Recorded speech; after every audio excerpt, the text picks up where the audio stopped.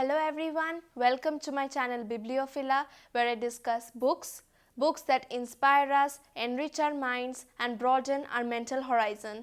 Let's begin today's episode with a review of yet another book.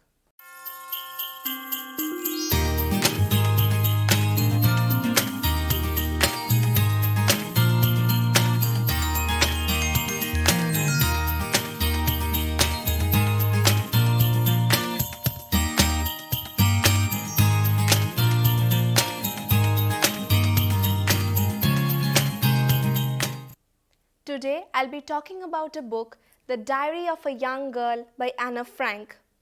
This book is one of the most intimate accounts of the Holocaust and the persecution of the Jews in most parts of Europe, especially Germany, in the period between 1939 and 1945. This book records the turbulent feelings in a Jewish teenage girl in hiding from the Nazi Germans. Anne Frank was born in that historical period when millions of Jews were captured, persecuted and lynched in gas chambers and concentration camps.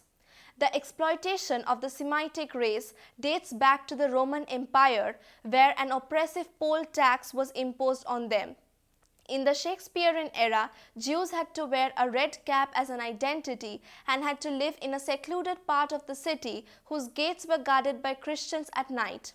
They were not allowed to own property. As a result, they resorted to money lending at interest. During the dictatorship of Hitler in Germany, Jews were denied citizenship and they had to escape to countries like Holland, England, USA for shelter. It all began when the German fascists used the common hatred of the people for the Jews as a means to achieve their own ends. They used the Jews as mere scapegoats to engrave in people's mind a nationalist and patriotic feeling. They blamed the Jews for the defeat of Germany in the First World War, spread rumors about their disloyalty, and prevented them from having certain basic rights. Jews were not allowed to visit public theaters, cinemas, gardens, and were forbidden to take part in public sports. They had to wear a yellow star as an identity. They could not use public transport, and Jewish children could go to Jewish schools only. Anti-Semitism played a major role in Hitler's ideology. He believed that Jews could never be Germans by blood. His vision was of an all-Aryan empire. He promised the people that he would restore Germany's lost prestige and power and build an Aryan empire.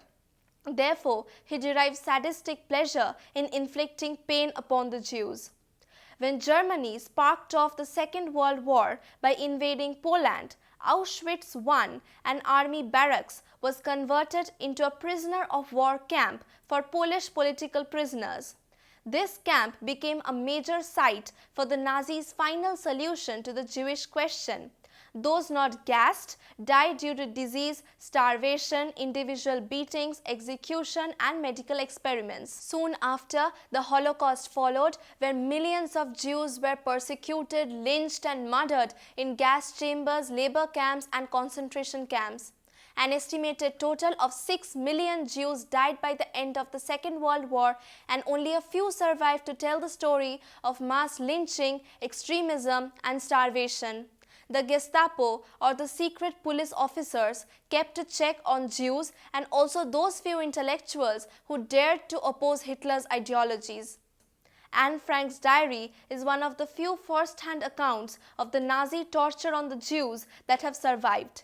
This is why this book is important as a historical document. What is striking about his book is that it is written by a 13-year-old girl who does not have any political ideology but simply jots down the terrible atmosphere that she found herself in. Afraid of the deadly fate awaiting them, the Jewish Frank family moved into hiding in an Amsterdam warehouse on 9th July 1942. They were joined by the Van Daan family on 13th July 1942. The hideout was behind a bookshelf away from prying eyes.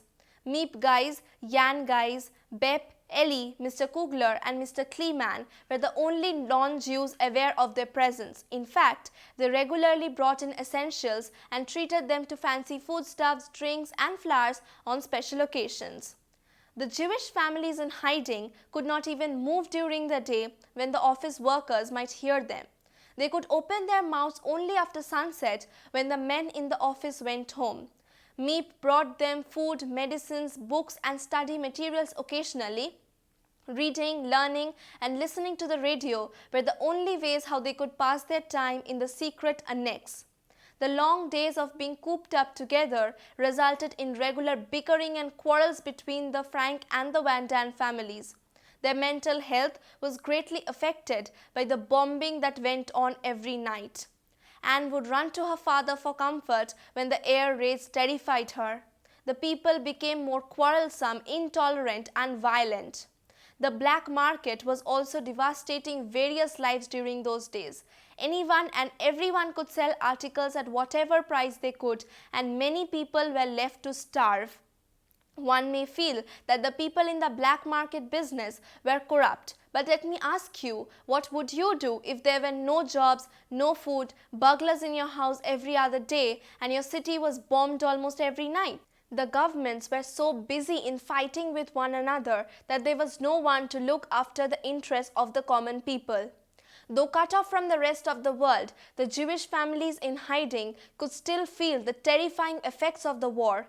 Nobody, whether Jew or non-Jew, could escape the consequences of the war. Some non-Jews got caught in the black market business, some went into the underground forces, and others were captured because they hid Jews in their homes. We see the gradual change in Anne as fear and uncertainty dawns upon her.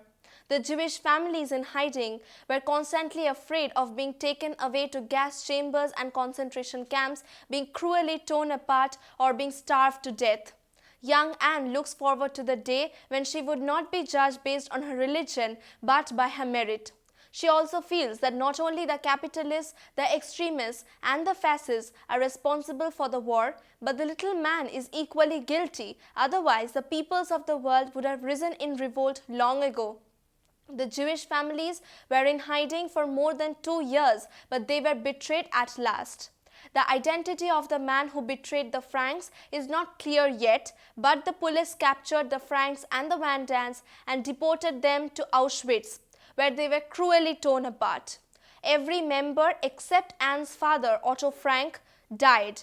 Anne Frank probably died due to typhus in Bergen-Belsen. Her sister Margot Frank died due to the same reasons, and their mother, Edith Frank, died due to starvation in Auschwitz. Hitler wanted to subjugate one country after another, and he was successfully progressing until the Nazi army attacked the former Soviet Union, where they received a thumping defeat. Hitler's dream of an all-Aryan empire was shattered. On 30th April 1945, Hitler took his own life in an underground bunker underneath the Reich Chancellery. On 2nd May 1945, Berlin surrendered to the Allies. On 7th May 1945, the German army commanders surrendered all forces to the Allies. This surrender ended the war in Europe. Even though this book records the everyday life of a Jewish teenage girl in hiding, it provides a clear image of the damages caused by war. War brings out the beast in humans because there is always a part in every man that has a desire to kill, conquer and rule. We must see to it that this part of history does not repeat itself. We can do so by being tolerant towards other religions and relinquish the idea of gaining supreme power. We, in our own little ways, can stop war from destroying humanity, because no effort, whether big or small, is completely wasted in the world.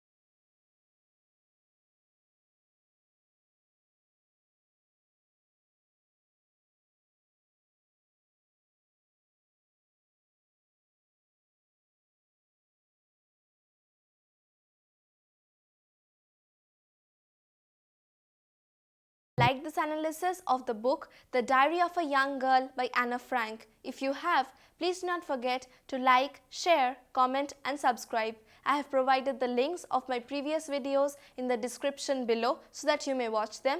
I'll be back again with an analysis of yet another book. Till then, happy reading!